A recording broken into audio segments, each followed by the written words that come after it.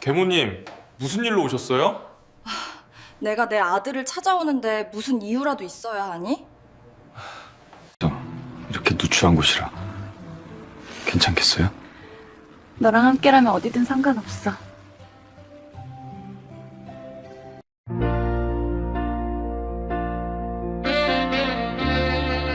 (1986년) 강원도 산골의 군부대 앞길. 두 모자가 나란히 길을 걷고 있었다.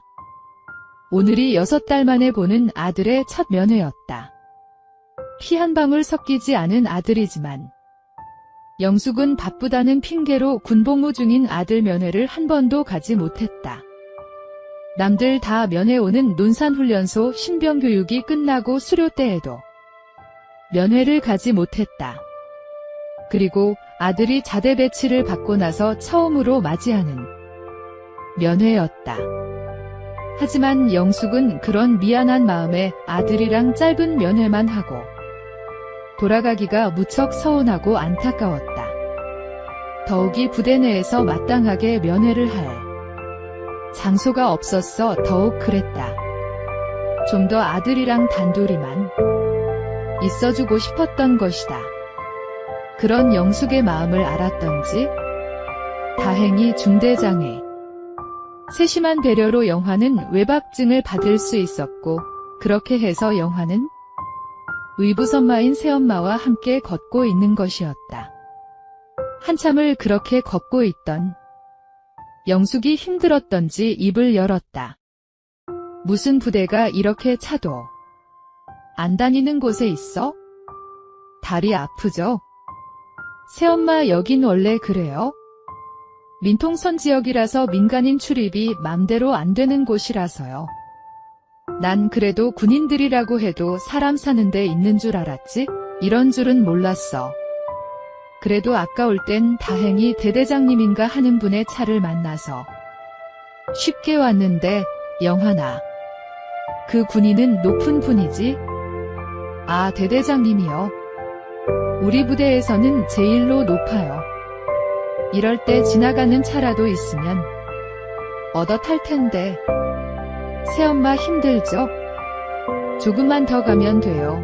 영숙은 바지 정장에 굽이 그리 높지 않은 구두를 신고 있었는데 너무도 걷기엔 불편했다. 그런 차림새로서는 도저히 많이 걷기는 무리였다. 그렇게 한참을 더 걸어가다가 할 수 없이 길가에 주저앉고 말았다. 다리도 아프고 해서 쉬어가려고 말이다. 그런데요, 새엄마. 그 이야기 말인데, 영화는 오늘 새엄마가 어렵게 자신을 찾아온 이유를 조금은 알고 있었다. 그래 맞아, 사실은 오늘 그 얘기하러 왔어. 나 그동안 혼자서 외롭게 살았잖니?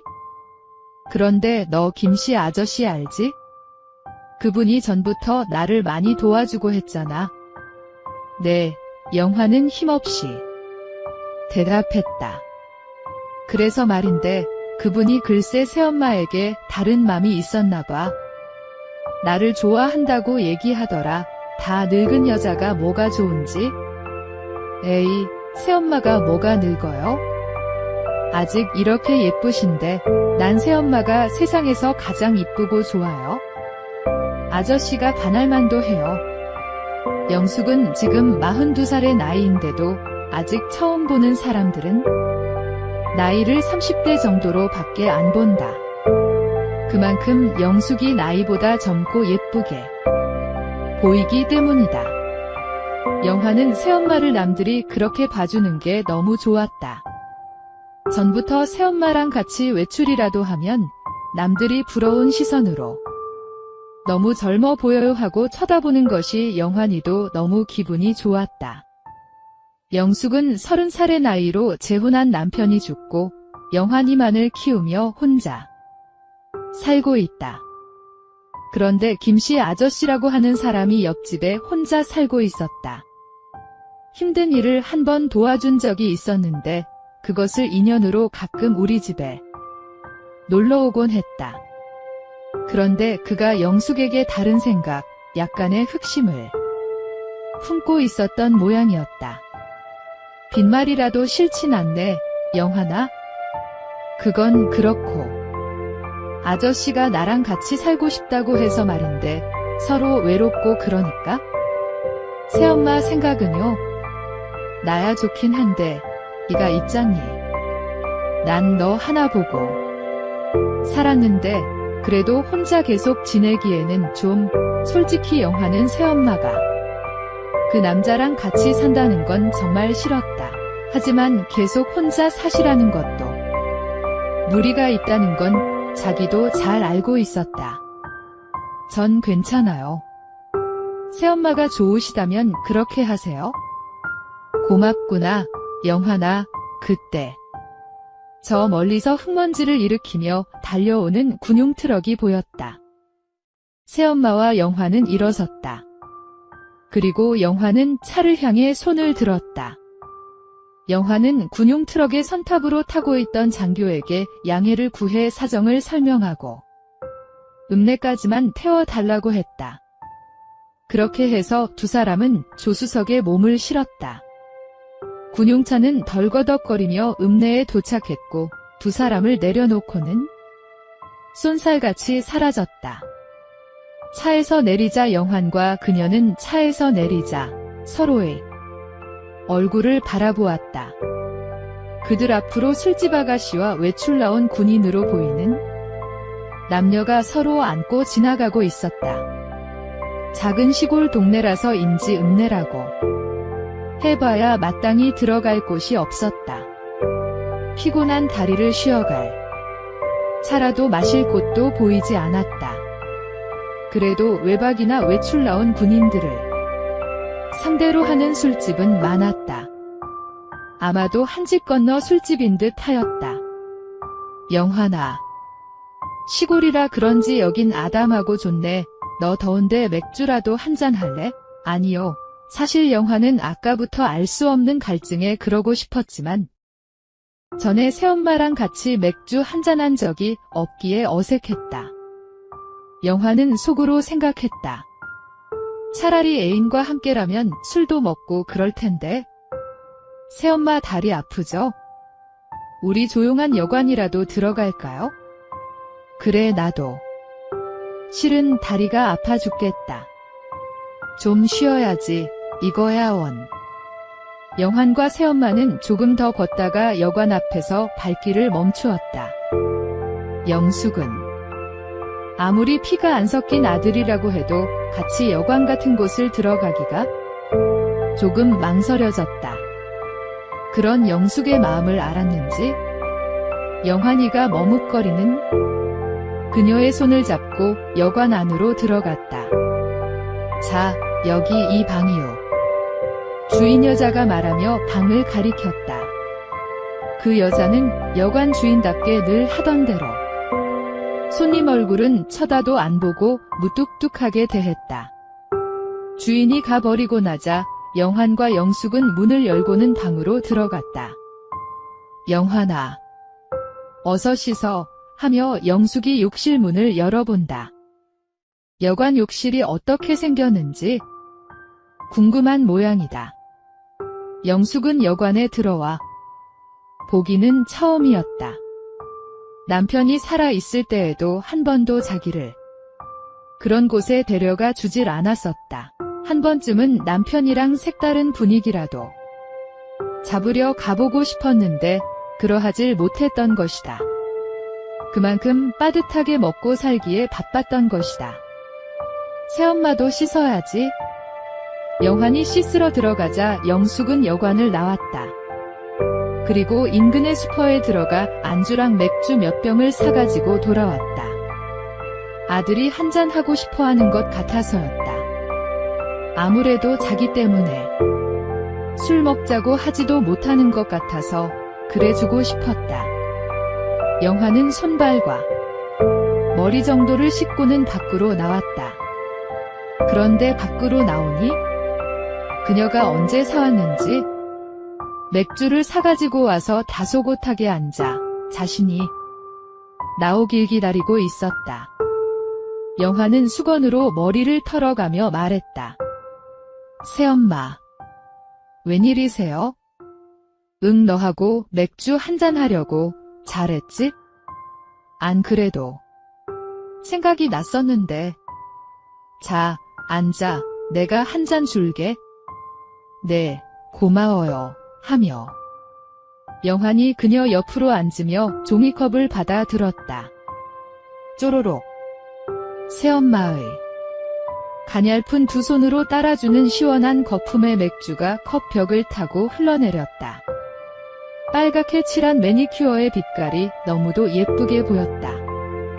영화는 신경 쓰지 않으려고 해도 자꾸만 새엄마가 이상하게 보였고 마음속은 미묘하게 변하고 있었다. 꿀꺽꿀꺽. 영화는 그런 생각을 떨어 버리기라도 하듯이 맥주를 한 번에 시원하게 들이켰다. 아, 시원하다. 참, 새엄마도 한잔 하세요.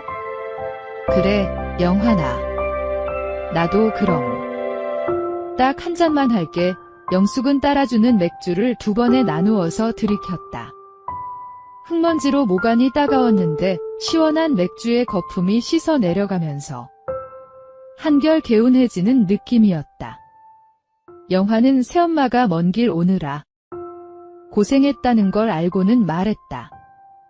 제가 다리 좀 주물러 드릴까요? 아니, 괜찮다. 네가 더 피곤할 텐데 하며 영숙은 고개를 흔들고는 자신의 손으로 다리를 감쌌다. 그리고 살짝 바지를 걷어 올리고 드러난 종아리를 두 손으로 살짝 비비고 있었다. 영화는 새엄마의 드러난 발목과 종아리가 너무나 날씬하고 예쁘게만 보였다. 그런데 영환의 시선이 자신의 걷어 올린 다리에 쏠리는 듯한 느낌이 들자 영숙은 부끄러운 듯 종아리까지 걷어 올린 바지를 내렸다. 그러는 새엄마에게서 영환은 여자들의 수줍음을 느꼈다. 새엄마도 여자였다. 남자인 자신의 눈길에 부끄러워하는 것이었다. 까만 스타킹을 신은 40대 여인의 매끈한 다리는 젊은 여자들과 비교해 그리 탄력적으로 보이지 않았지만 그래도 봐줄만 할 정도로 날씬하고 매끈하다고 영환은 생각했다. 그때 새엄마가 말했다. 영환아, 왜 그렇게 봐? 창피하게. 엄마, 예쁜데요. 발목이 너무 날씬해요. 정말. 근데 너 입술에 침이 나. 바르고 그런 말 하니? 호호호. 이렇게 아들하고 면회와 있으니 좋긴 하다. 이런 게 아들 둔 재미인가 봐. 그렇게 재밌게 맥주를 마시며 두 사람은 군대 얘기를 나누었다. 영숙이 사온 맥주는 이내 바닥나고 말았다. 다른 할 일도 없고 해서 두 사람은 잠잘 준비를 하였다. 허름한 시골. 여관이라 방바닥에 이불을 펴고 눕는 게 다였다. 그런데 두 사람은 각자의 이불이 아닌 하나의 이불을 덮게 되었다. 새엄마 피곤한데 어서 주무세요. 강원도 산골의 밤은 더욱 깊어만 가고 있었고 영화는 피곤한 마음에 옆에 누운 새엄마에게 그렇게 말하고는 눈을 감았다. 영화는 잠이 오질 않았다. 왜 잠이 안 오는 걸까? 잠이 오지 않는 영화는 이리저리 몸을 뒤척거렸다. 자꾸만 아까 본 그녀의 매끈하고 날씬한 발목과 다리가 자신의 머릿속에서 떠나질 않았다. 안 돼, 이럴 수는 없어. 어떻게 새엄마를 생각하다니 말도 안 돼. 영화는 자신을 거역하며 부정해 보았지만 이건 정말 어쩔 수가 없었다. 더욱이 남자들만 있는 군대에만 있다가 아무리 새엄마지만 이렇게 여자랑 같이 누워있으니 이상한 기분도 들고 참을 수가 없을 것만 같았다. 영화는 살며시 고개를 들어 그녀의 얼굴을 바라보았다. 어둠 속이었지만 새엄마는 눈을 감고 자고 있는 듯 아무런 움직임이 없었다. 그런데 경환아, 자니? 아무 대답도 없었다. 다시 한번 영숙은 아들을 불러보았다. 영환아, 잠시 후 영환이 고개를 이쪽으로 살며시 돌렸다. 순간 영환과 그녀의 머리가 맞닿으면서 서로의 눈이 마주쳤다. 새엄마인. 영숙도 그랬고 영환이의 눈도 크게 떠지면서 서로를 바라보았다. 그렇게 갑자기 얼굴을 마주보게 되자 너무도 놀라웠고 어색했다. 그때 영환이 남자답게 어색해지지 않으려고 조용히 말했다. 저 앉아요. 응, 그랬어. 새엄마도 앉았어요. 그래, 잠자리가.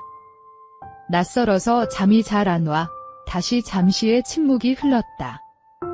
그것은 미묘하고 알 수 없는 침묵이었다. 그 침묵을 다시 깬 건 영숙이었다. 영환아, 부끄러워하지 않아도 돼. 나는 다 이해해.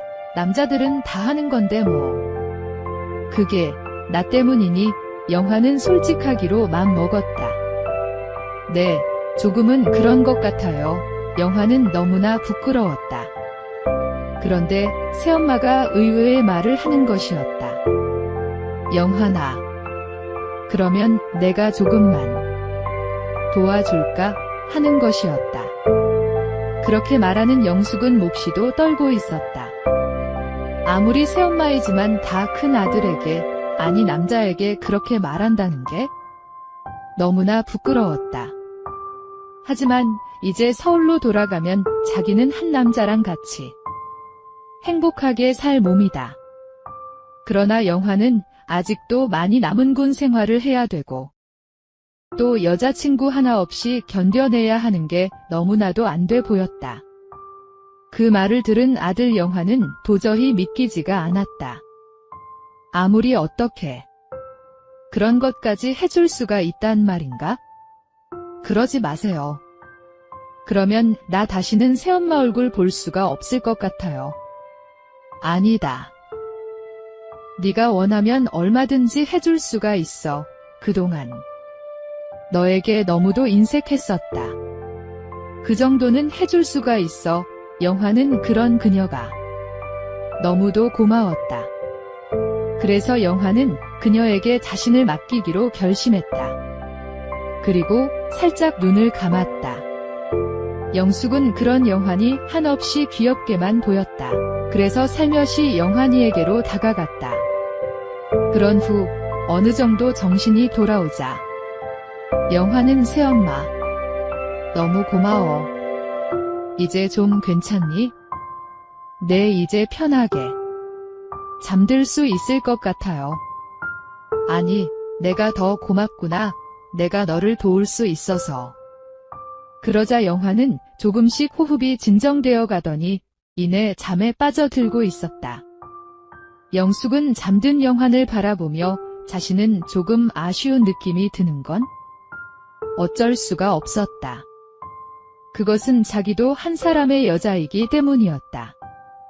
영숙은 죄책감도 들고 이제부터 영환이 얼굴을 어떻게 볼지 걱정도 되었다. 한편으로는 어리게만 보였던 영환이 영숙에게는 한 남자로 생각되고 그런 영환이 대견스럽게도 보였다. 그런 생각도 잠시 영숙도 인해 잠속으로 빠져들어갔다.